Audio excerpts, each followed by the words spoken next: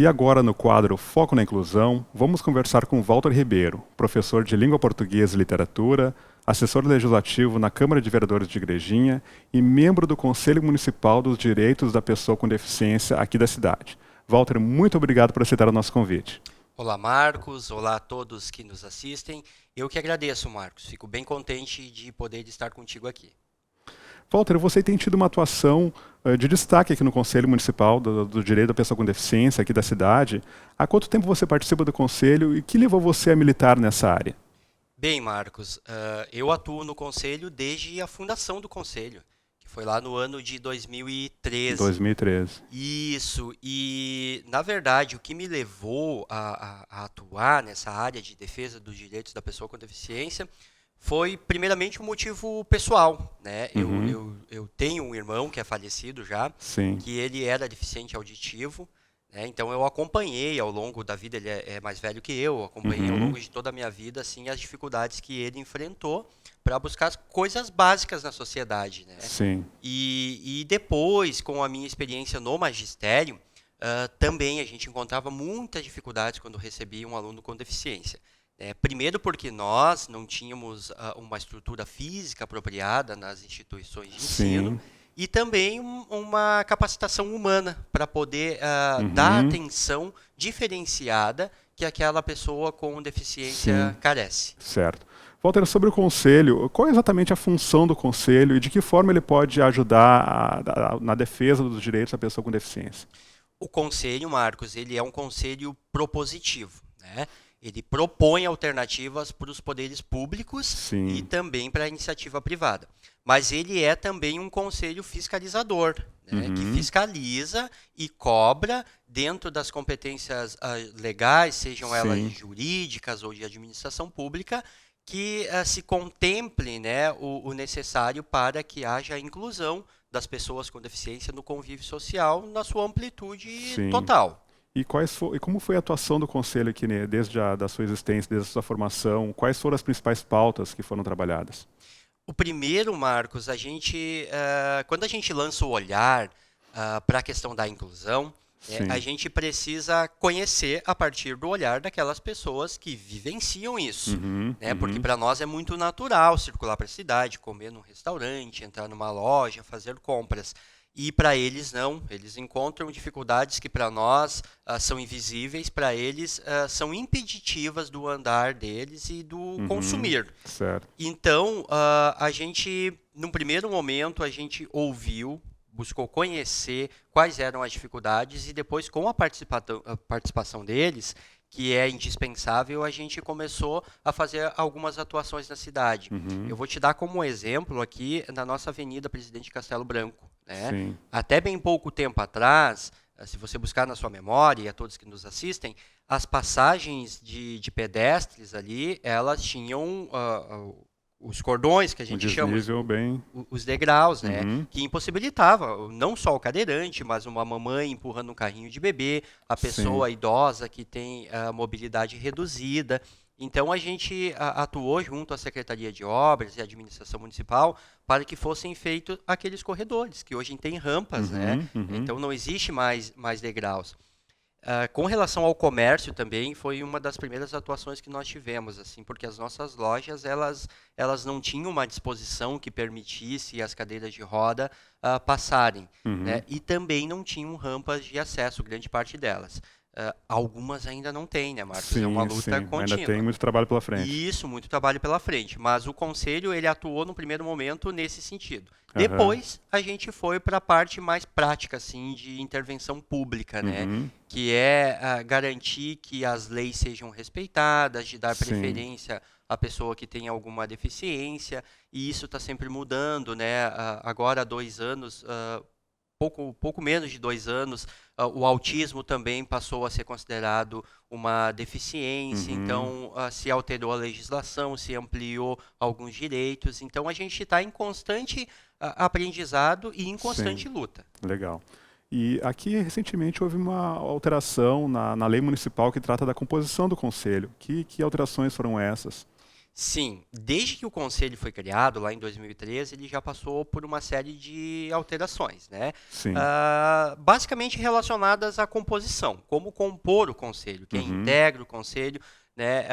E nesse sentido, a gente foi vendo ao longo do tempo que para que haja inclusão, a gente precisa fazer uma mobilização da sociedade. A Uhum. sociedade precisa, primeiro, visualizar as pessoas com deficiência, depois compreender ela como pessoas que têm direitos, como nós temos, né, Sim. direitos básicos, e depois de comprar, digamos assim, essa luta Uhum. pela garantia dos direitos dessas pessoas.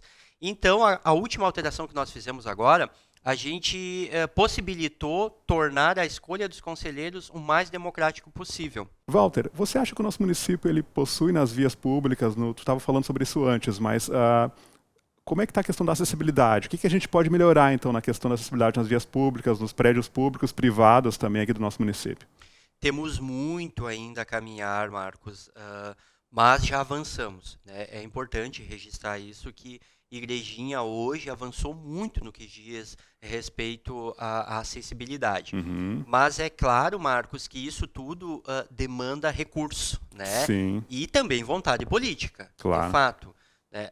O que a gente vem trabalhando junto com o poder público há bastante tempo? Que haja uma padronização das calçadas, tá? Uhum. Primeiramente na área central da nossa cidade, que é que Sim. concentra os maiores pontos de comércio, né? Uhum. Então a gente vem trabalhando há bastante tempo que haja uma padronização a fim de tirar esses declives das nossas calçadas ainda antigas, que Aham. dificultam a passagem não só de pessoas com deficiência, mas também pessoas com mobilidade reduzida, Sim. né? As mães que vão passear com um carrinho de O deficiente bebê, auditivo, o visual também, né? visual, Sim. todos encontram dificuldades, né?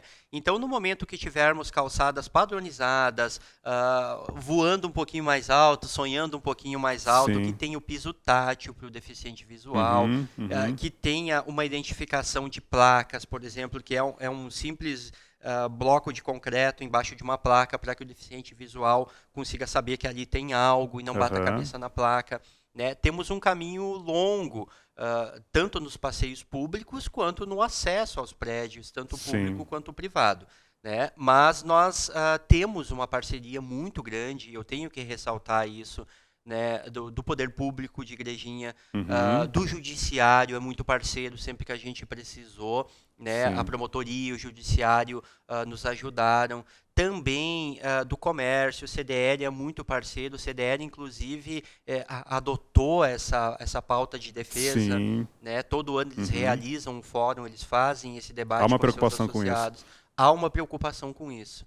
Então, temos um caminho longo, né? Mas estamos Sim. caminhando. Certo. Estamos Nós estamos caminhando. parados. Exato. Certo. E na sua opinião, com relação à inclusão, quais são os maiores empecilhos para que possa haver uma maior inclusão da pessoa com deficiência na sociedade, seja na própria família, no acesso à educação, ao mercado de trabalho, mercado consumidor, lazer, enfim, tudo que a pessoa com deficiência desejar fazer? São muitos, Marcos. São muitos, né? Eu vou ressaltar três pontos aqui, assim, né? O primeiro de tudo é quebrar tabus, né? Quando a gente fala de família.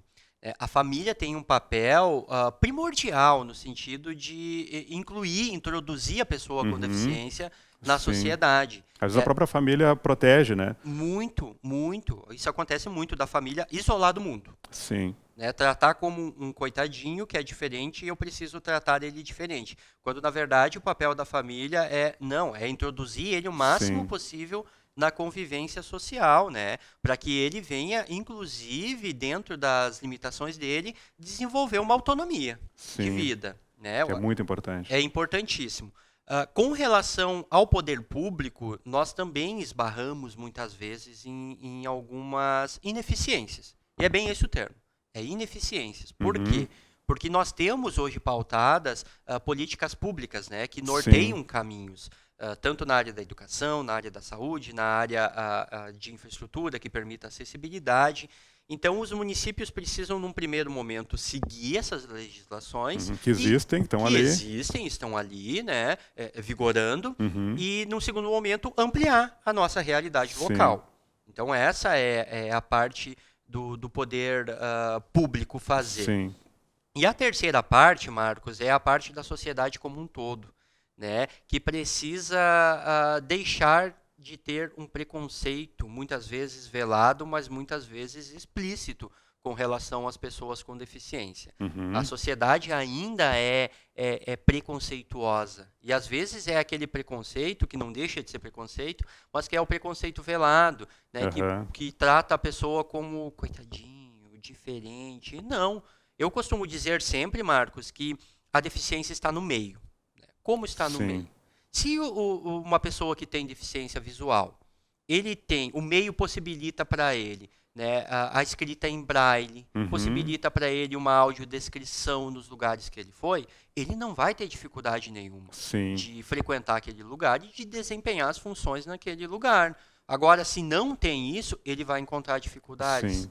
O cadeirante é a mesma coisa. Se tiver uma rampa de acesso correto, que siga as normas da BNT, ele vai entrar com a sua cadeira sozinho na loja, no restaurante. Sim. Se tiver um espaçamento entre os produtos expostos ou as mesas dispostas, no caso de um restaurante, ele vai conseguir tranquilamente passar com a sua cadeira, servir o seu prato ou realizar a sua compra, entrar num provador, vestir a sua roupa, se o meio permitir.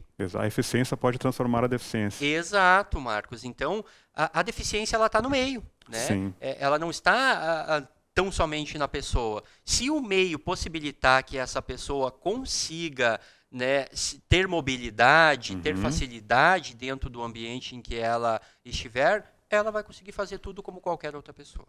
Certo. Muito interessante. Walter, muito obrigado pela participação. Foi muito esclarecedora. Espero que a gente volte a conversar outras vezes. Será sempre bem-vindo. Muito obrigado, Marcos. Eu que agradeço a ti. Deixo aqui a ti o desejo de sucesso e longa vida a esse programa. Eu fiquei muito contente quando soube da tua iniciativa, da iniciativa aqui de toda a sua equipe.